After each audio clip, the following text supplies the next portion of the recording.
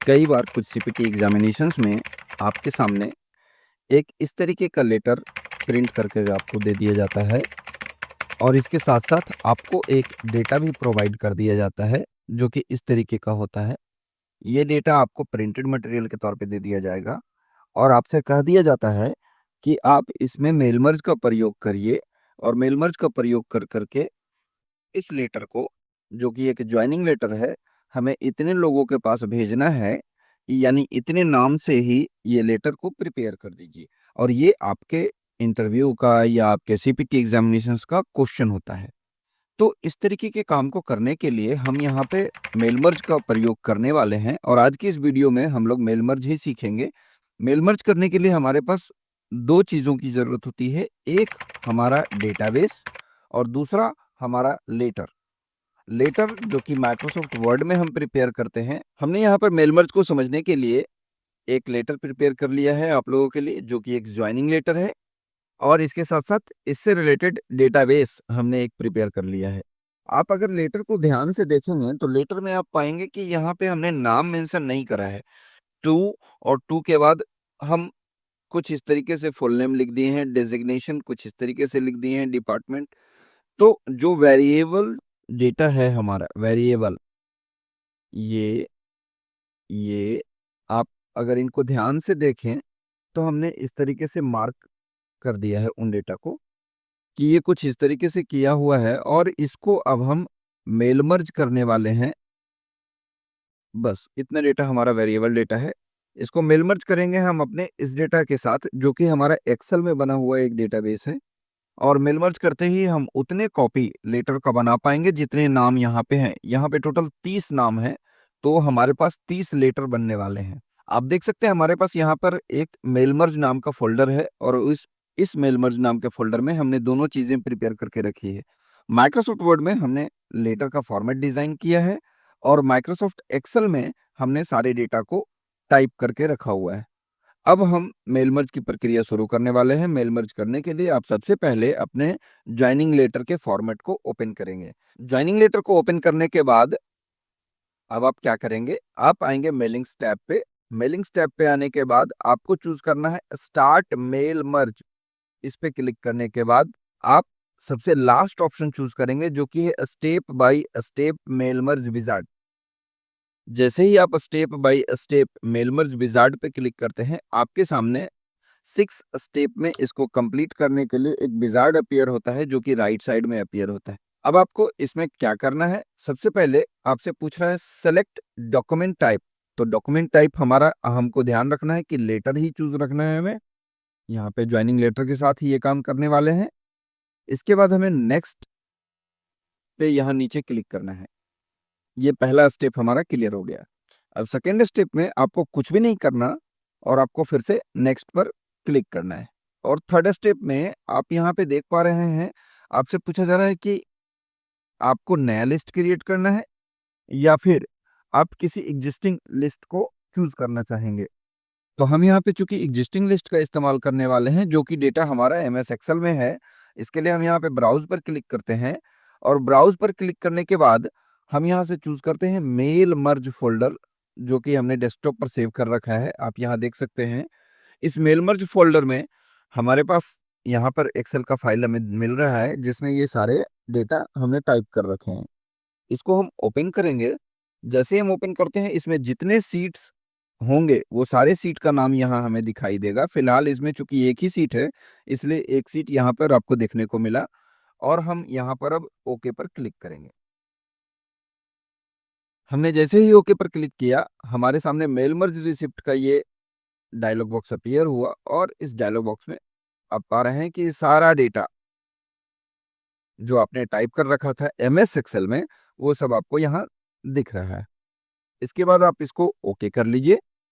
आप चाहें तो यहाँ और भी कुछ फीचर्स इस्तेमाल कर सकते हैं, जैसे यहाँ सॉर्ट है, फिल्टर है।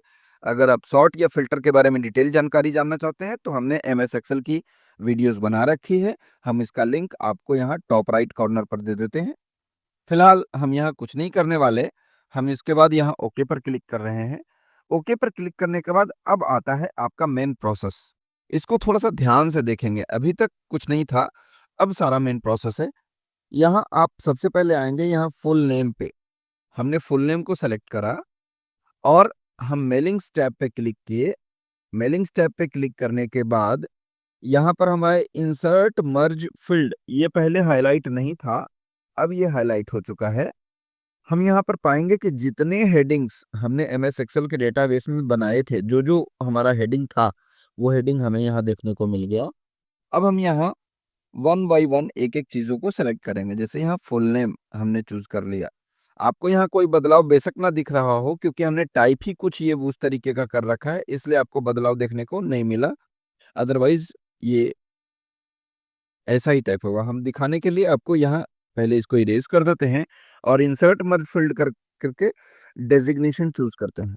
देखिए ये कुछ इस तरीके का ही आता ही है फील्ड, इसलिए आप वन बाई वन इस तरीके से हर एक फील्ड जहाँ जो चीज चाहिए, जैसे यहाँ डिपार्टमेंट हमें चाहिए तो हमने यहाँ डिपार्टमेंट इंसर्ट करा।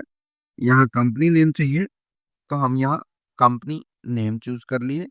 फिर यहाँ हमें फुल नेम चाहिए तो हम यहाँ फुल नेम इंसर्ट कर लिए। यहाँ डेजिग्नेशन चाहिए तो हम यहाँ डेजिग्नेशन चूज कर लिए। यहाँ डिपार्टमेंट चाहिए तो यहाँ डिपार्टमेंट चूज कर लेंगे। और उसी प्रकार से यहाँ कंपनी नेम चूज करेंगे। यहाँ ज्वाइनिंग डेट चूज करेंगे, किस ऑफिस में उसे ज्वाइन करना है, ये ऑफिस का एड्रेस, और नीचे एचआर नेम, एचआर डिजिग्नेशन, और फाइनली कंपनी नेम। हमने इस तरीके से वन बाय वन हर एक फील्ड को अपने निश्चित लोकेशन पर इंसर्ट कर लिया है। सारा कुछ जब ये हो जाए तो आप ध्यान रखिएगा, यही आपका फाइनल फॉर्मेटिंग का समय है। आप जो भी मॉडिफिकेशंस करना चाहते हैं, जो भी डिजाइन में चेंजेस करना चाहते हैं, वो आप यहीं करेंगे। जो फॉर्मेटिंग करना हो आपको यहीं अभी कर लेना होगा। तो हम यहाँ पे चाहेंगे कि फुल नेम जो है वो बोल्ड हो जाए, इसलिए हम इसको बोल्ड कर लेते हैं। और यहाँ भी हम चाहेंगे कि फुल नेम बोल्ड रहे, ऑफिस एड्रेस बोल्ड हो, इसका डेजिग्नेशन बोल्ड और इटैलिक हो, किस डिपार्टमेंट में इसको ज्वाइन करना है ये बोल्ड और अंडरलाइन हो जाए। तो हमें जो भी यहाँ पर चेंजेस करने हैं वो हमको अभी ही कर लेना है, ये ध्यान रखना है आपको। एचआर नेम को हम इटैलिक रखना चाहेंगे। ये फाइनल फॉर्मेटिंग मेरा हो चुका है। अब इसके बाद हमें क्या करना है, अब बड़ा ही आसान सा स्टेप है। अब आपको नीचे थर्ड स्टेप में 3 of 6 में आपको नेक्स्ट पर क्लिक करना है। अब यहाँ पे आपको कुछ भी करने की आवश्यकता नहीं है, फिर से नेक्स्ट पे क्लिक करना है और आप एक प्रीव्यू के तौर पे देख सकते हैं कि आपको कैसा टाइप किया हुआ मिल पाएगा। फाइनली फिर से अब आपको नेक्स्ट पर क्लिक करना है और नेक्स्ट पे क्लिक करने के बाद आपका 6 का 6 स्टेप यहाँ क्लियर हो चुका है। अब आप फाइनल इसको या तो डायरेक्ट चाहे तो प्रिंट कर सकते हैं या फिर एडिट इंडिविजुअल लेटर कर दीजिए, एक फाइनल फाइल आपको मिल जाएगा। जैसे ही आप एडिट इंडिविजुअल लेटर्स पर क्लिक करते हैं, ये आपसे फिर से पूछेगा कि क्या आप सारे रिकॉर्ड्स को मर्ज करना चाहते हैं या फिर आप 1 से लेके 5 तक, 1 से लेके 20 तक, 2 से लेके 10 तक, कुछ ये सभी आप पुट कर सकते हैं। फिलहाल हम ऑल रिकॉर्ड्स को करना चाहेंगे और ओके करेंगे। जैसे हम ओके करेंगे हमारे सामने एक फाइनल फाइल जो कि बिल्कुल नया है, देखिए पहले का फाइल यहाँ रखा हुआ है, ये एक फाइनल फाइल हमारे सामने प्रिपेयर होकर के हमको मिल गया है, जिसमें आप अगर ध्यान दें तो टू जो नाम था आईटी असिस्टेंट फाइनेंस और जो भी इसके डिटेल्स थे इस डेटा के, वो आपको यहाँ देखने को मिले। और ये हुआ पेज नंबर 1। अगर हम इसको स्क्रॉल कर करके दिखाएं तो देखिए अगले पेज पे अगला नाम और उसका अगला सारा डिटेल्स, तीसरे पेज पे तीसरा डिटेल्स, चौथे पेज पे फिर से अगला डिटेल्स। इस तरीके से बहुत ही कम समय में आप आसानी से सारा ज्वाइनिंग लेटर प्रिपेयर कर पाए, जो कि सब का सब देखने में एक जैसा है। तो आपको इसको सेव करना है, जिसके लिए हम कंट्रोल एस प्रेस किए और इसको हम सेव कर देते हैं वही मेलमर्ज नाम के इस फोल्डर में। और इसमें हम फाइल का नाम दे देंगे फाइनल ज्वाइनिंग लेटर। हम ऐसा कर दिए और ये सेव कर लिए। हम इसको क्लोज करते हैं। अब रहा हमारा ये फाइल जो पहले से हमने बना रखा था, जिसमें हमने मेलबर्न की प्रक्रिया शुरू की थी। आपको ध्यान रखना है कि पहले जितना तक सेव था उतना रहने देना है। बाकी अभी अभी जो चेंजेस आपने किया इसको हम सेव नहीं करेंगे। ध्यान रखना है, इसको हम सेव नहीं करेंगे। अगर हम सेव नहीं करते हैं तो क्या होता है, हमारा फिर से वो फॉर्मेट बना का बना रह गया, ताकि हम नेक्स्ट डेटा के साथ उसका इस्तेमाल कर सकते हैं। और हमने अभी अभी जो फाइल जनरेट किया that is final joining letter.